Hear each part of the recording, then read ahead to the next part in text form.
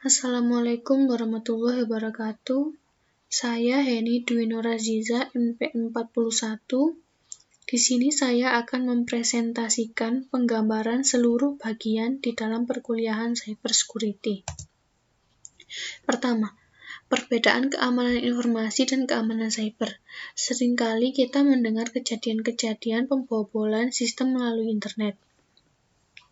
Saat mendengar kejadian tersebut, tentu saja kita membayangkan bahwa sistem yang telah dibobol adalah sistem yang memiliki celah. Kemudian, pihak lain memanfaatkan celah tersebut untuk mendapatkan keuntungan. Dalam hal keamanan terdapat dua istilah yang sering digunakan, yakni keamanan informasi dan keamanan cyber. Kedua istilah ini bahkan sering saling menggantikan.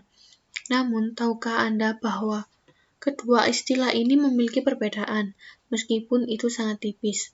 Keamanan cyber merupakan upaya pengamanan terhadap ancaman-ancaman yang dapat terjadi secara daring, yang juga berarti bahwa keamanan cyber adalah mengamankan informasi terhadap ancaman dari jalur internet.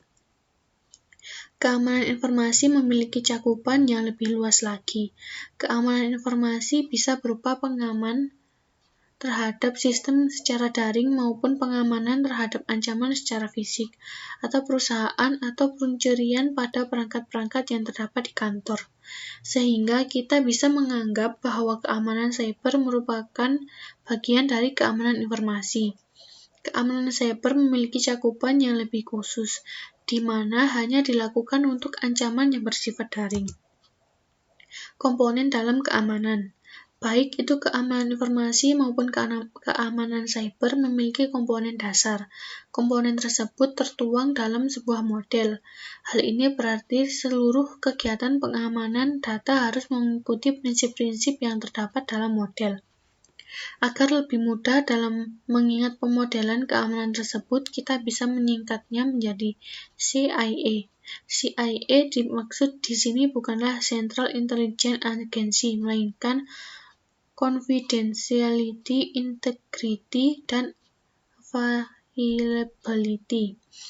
Confidentiality, prinsip C ini secara umum kita bisa anggap sebagai prinsip kerahasiaan. Untuk menjamin kerahasiaan ada dua hal yang perlu diperhatikan, yaitu 1. Pembatasan akses informasi. Sebuah sistem dikatakan aman jika sistem tersebut menyediakan informasi yang dapat pada orang yang tepat, sehingga pembatasan informasi sangatlah penting dalam menjaga keamanan. Yang kedua, memastikan privasi. Prinsip ini memastikan bahwa data tetap aman dari ruang publik. Keamanan informasi harus memastikan tidak ada data privat yang terbuka untuk umum. Informasi hanya terbuka untuk orang-orang yang tepat saja. Beberapa metode yang bisa digunakan dalam menerapkan confidentiality antara lain 1. Enskripsi, 2. Biometrik atau fingerprint, scan wajah dan pola suara, 3. Password atau sandi, 4. Token keamanan. Integrity. Prinsip integritas merupakan upaya untuk menjamin bahwa data yang diterima adalah data asli yang dikirimkan tanpa modifikasi apapun atau telah terjamin konsistensi, akurasi, dan kepercayaannya. Beberapa metode yang bisa diterapkan untuk menegakkan prinsip integritas antara lain 1. User access control, 2. Checksum. Availability, prinsip ketersediaan merupakan prinsip yang menjamin bahwa informasi akan selalu tersedia kapanpun diperlukan. Terdapat beberapa cara yang dapat digunakan untuk mengecek prinsip ketersediaan antara lain 1. Backup, 2. Perawatan dan perbaikan perangkat, 3. Disaster recovery plan, yakni upaya perencanaan untuk menjaga ketersediaan meskipun dalam kondisi bencana. Sebagai kesimpulan, kita bisa menganggap bahwa CIA adalah tulang punggung dari keamanan informasi. Pengertian DDoS dan bagaimana menanggulanginya. DDoS merupakan kependekan dari Distributed denial of service atau dalam bahasa Indonesia dapat diartikan sebagai penolakan layanan secara terdistribusi.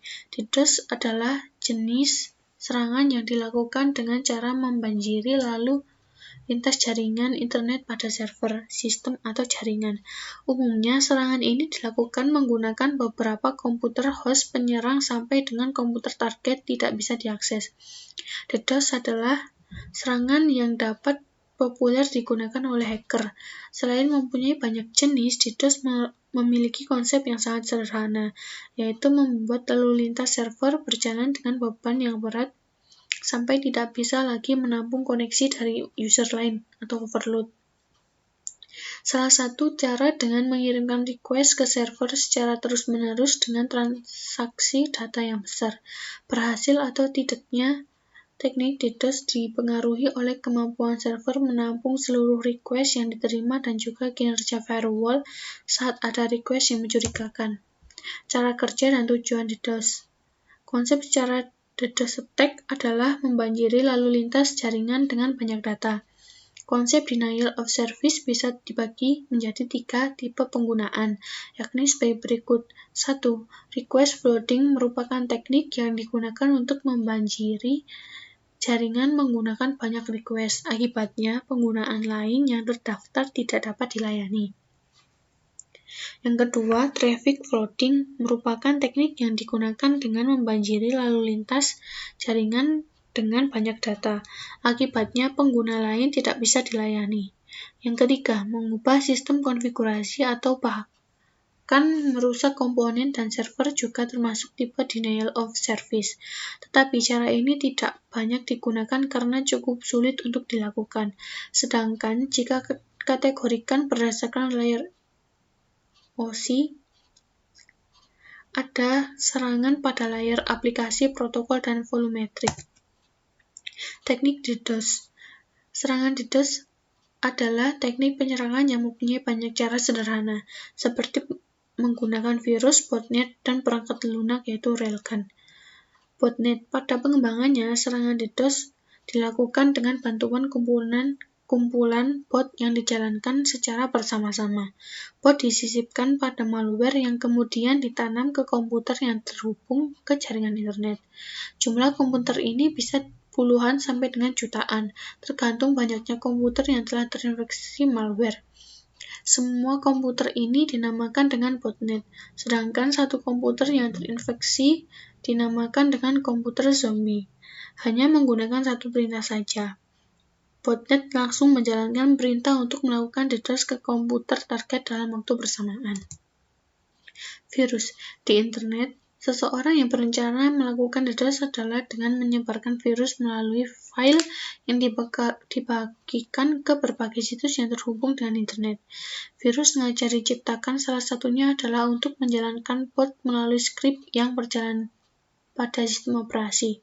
Bahkan beberapa virus dapat mengambil hak akses dari perangkat yang sudah mengunduh skrip dan dijalankan pada sistem operasi.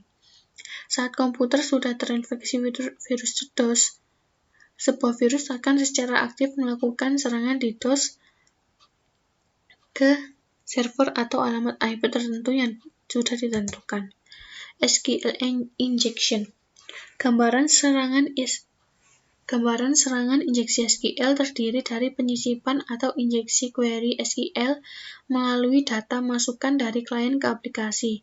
Eksploitasi injeksi SQL yang berhasil dapat membaca data sensitif dari database, mengubah data database atau disisipkan atau perbarui atau hapus, menjalankan operasi administrasi pada database, atau seperti mematikan DBMS. Memulihkan konten file yang diberikan yang ada di file DBMS sistem dan dalam beberapa kasus mengeluarkan perintah ke sistem operasi. Serangan injeksi SQL adalah jenis serangan injeksi di mana perintah SQL disuntikan ke input bidang data untuk mempengaruhi eksekusi perintah SQL yang telah ditentukan. Threat modeling. Serangan injeksi SQL memungkinkan penyerang untuk memasukkan identitas, merusak data yang ada, menyebabkan masalah menolak seperti membatalkan transaksi atau mengubah saldo, memungkinkan pengungkapan lengkap semua data di sistem, menghancurkan data atau membuatnya tidak tersedia dan menjadi administrator dari server database. SQL injection sangat umum digunakan pada aplikasi PHP dan ASP karena banyaknya antarmuka fungsional yang lebih lama. Karena sifat antarmuka terprogram yang tersedia, aplikasi J2EE dan ASP.NET cenderung tidak mudah mengeksploitasi injeksi SQL. Tingkat keparahan serangan SQL injection dibatasi oleh keterampilan dan imajinasi penyerang dan pada tingkat yang lebih rendah. Tindakan pencegahan yang mendalam seperti koneksi hak istimewa rendah ke server database, dan sebagainya. Secara umum, pertimbangkan SQL injection sebagai tingkat keparahan dampak tinggi. Kesalahan injeksi SQL terjadi ketika 1. Data memasuki program dari sumber yang tidak terpercaya. 2. Data yang digunakan untuk membuat query SQL secara dinamis. Konsekuensi utamanya adalah 1. Kerahasiaan. Karena database SQL umumnya menyimpan data sensitif, hilangnya kerahasiaan adalah masalah yang sering terjadi dengan kerentanan SQL injection. 2. Autentikasi. Jika perintah SQL yang buruk digunakan untuk memeriksa nama pengguna dan kata sandi, dimungkinkan untuk terhubung ke sistem sebagai pengguna lain yang tidak memiliki pengetahuan sebelumnya tentang kata sandi. Otorisasi. Jika informasi otorisasi disimpan dalam database SQL, dimungkinkan untuk mengubah informasi ini melalui eksploitasi yang berhasil dari kerentanan SQL injection. Integritas. Sama seperti mungkin untuk membaca informasi sensitif, juga memungkinkan untuk membuat perubahan atau bahkan menghapus informasi ini dengan serangan SQL injection. Untuk meminimalisir serangan SQL injection terhadap beberapa tindakan yang dapat dilakukan yaitu 1.